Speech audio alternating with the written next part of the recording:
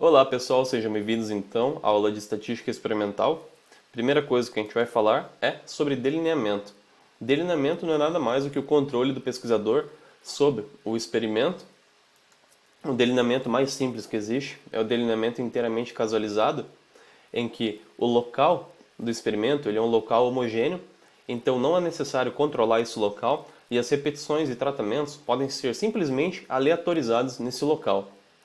O modelo matemático que associa então os meus tratamentos à minha variável resposta é esse modelo aqui. Então a gente tem a variável resposta e cada uma das observações, ou seja, cada uma das repetições em determinado nível, pode ser explicado pela média geral dessas repetições, dessa coluna resposta. Então imagine a média geral da coluna resposta, mais o efeito do tratamento. Então digamos que o nível 1 de um tratamento vai aumentar a média geral, só que nem todas as repetições vão ficar iguais. Tem repetição que vai ficar para mais e algumas repetições para menos. Isso é chamado de erro. O erro é considerado como uma variável aleatória com a distribuição normal. É isso que o modelo considera. Ele considera isso para que a gente possa fazer inferências, depois calcular, por exemplo, intervalos de confiança. Então, existem alguns pressupostos que têm que ser checados porque o modelo considera que aquele erro é uma variável aleatória de distribuição normal. Mais para frente a gente vai ver isso um pouco melhor.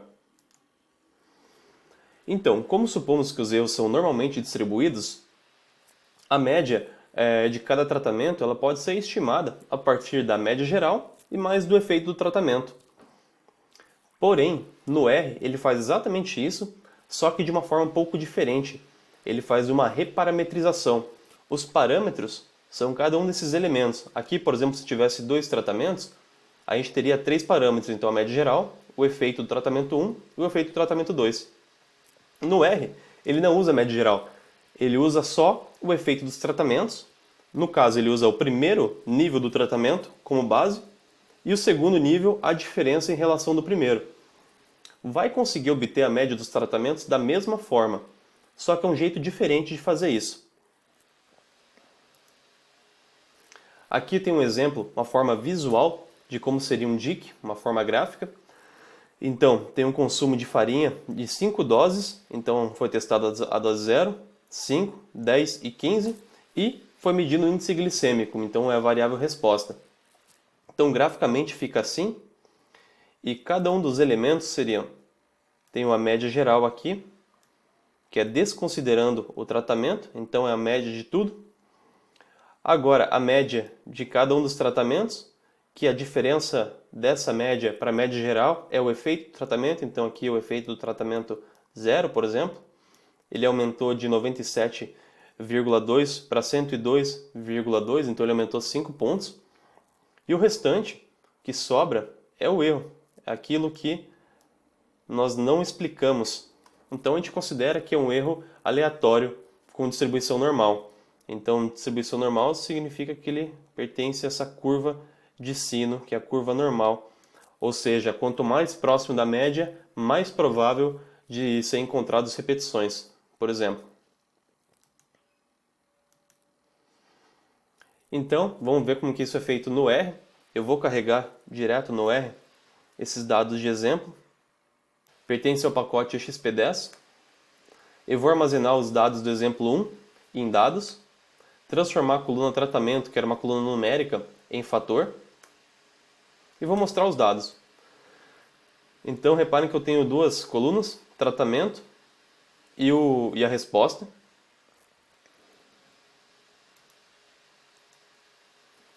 A função que realiza, faz a regressão, essa função LM, que significa Linear Models.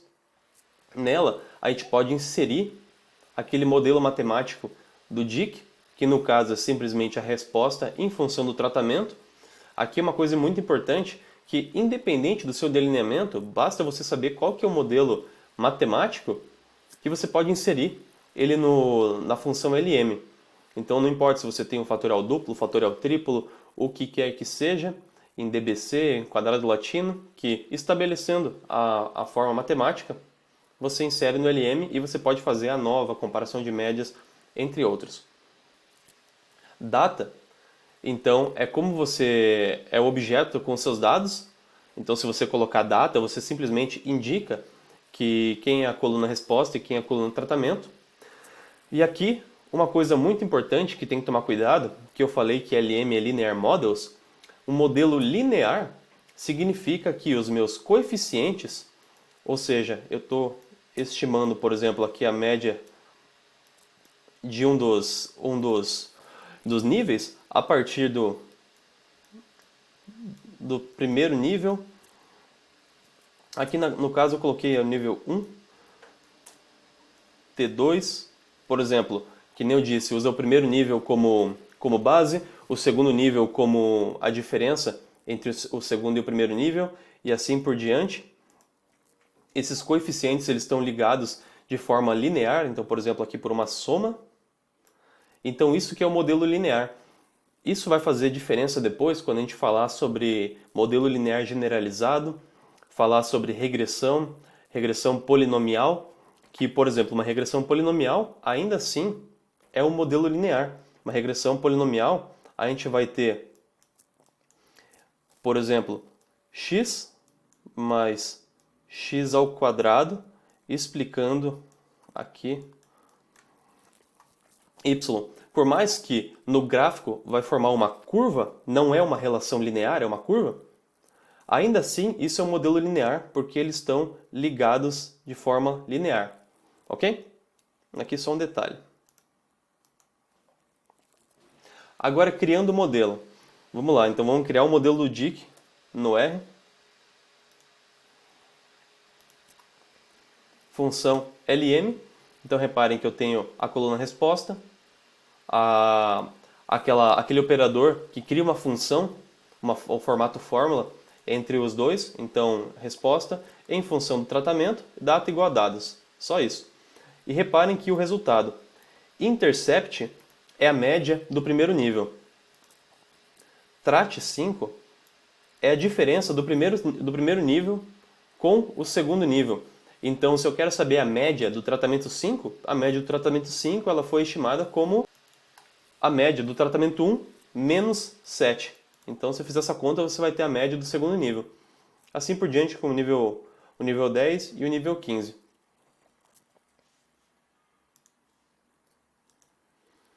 Agora, mais fatores. Se a gente adicionar mais fatores, a gente tem que indicar isso na fórmula. Por quê?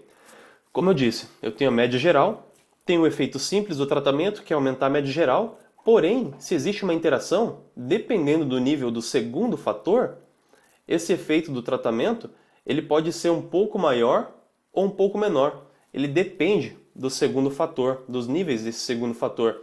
Então isso é indicado na fórmula. Vamos ver um exemplo? Então aqui é um exemplo do pacote XP10 também, um experimento de campo para testar a compostagem da casca de café misturada ou não com esterco bovino, em diferentes intervalos de revolvimento. Exemplo 4, eu não vou carregar porque já está carregado o pacote. Exemplo 4, vou armazenar em dados. Uma das colunas, que é a coluna revol, ela é numérica, eu vou transformar em fator. E aqui, os dados.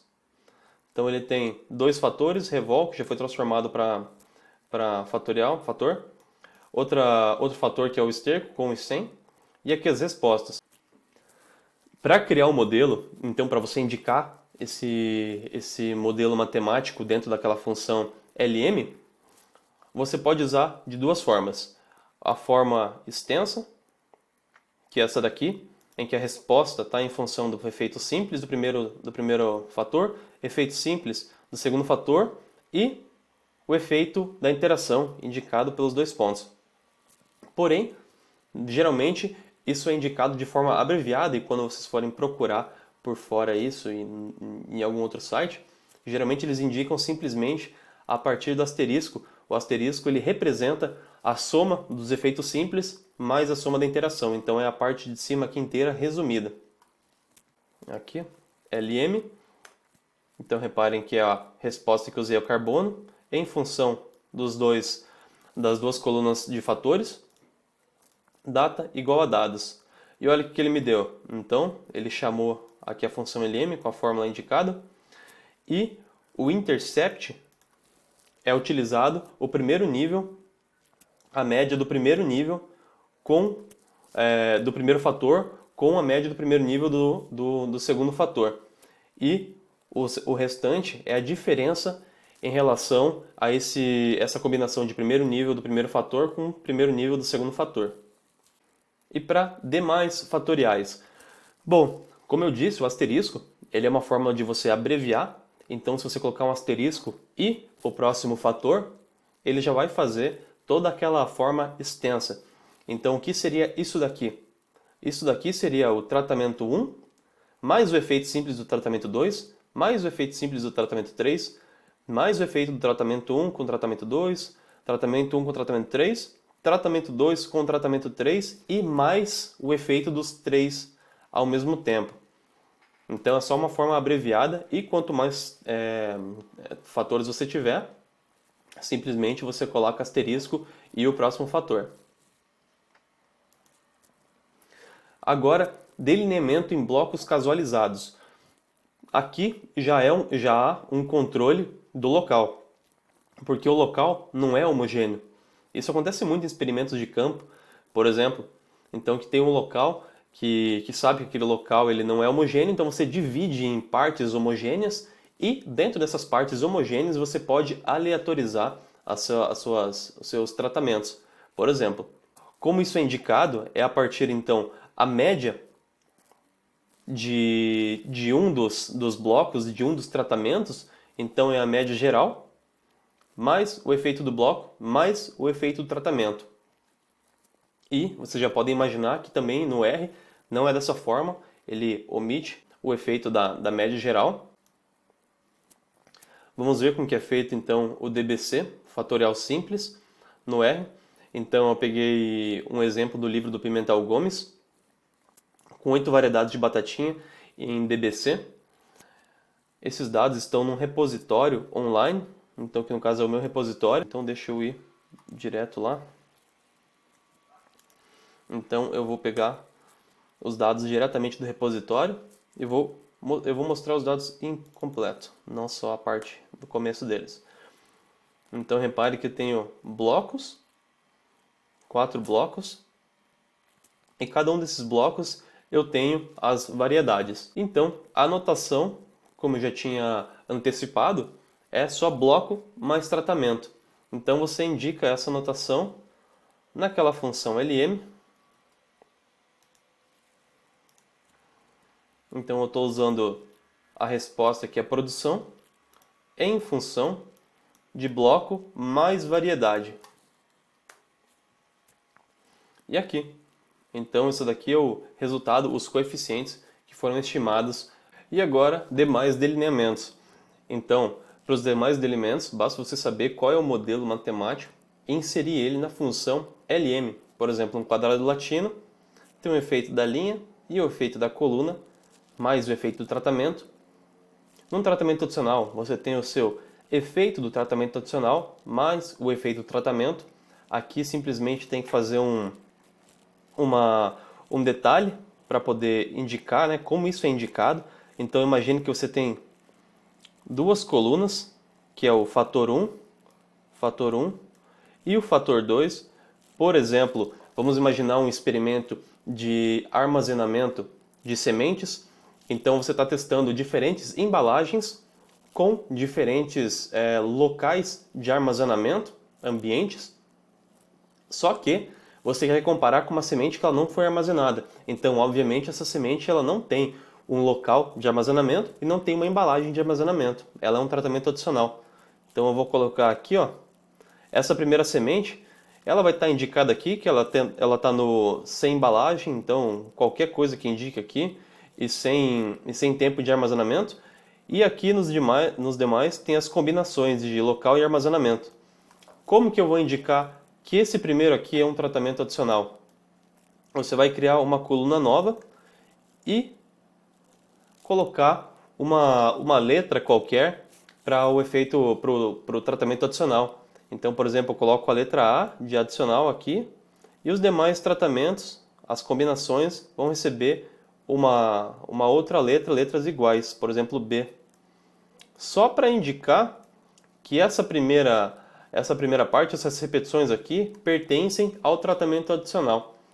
E depois, aquela coluna com as letras A vão ser então a coluna que você vai indicar de tratamento adicional, e tratamento aqui no caso seriam as duas colunas de fatores, por exemplo. E para delineamentos com efeitos fixos e aleatórios, como acontece numa parcela subdividida, vocês podem usar a função AOV. A função AOV ela é muito semelhante à função LM.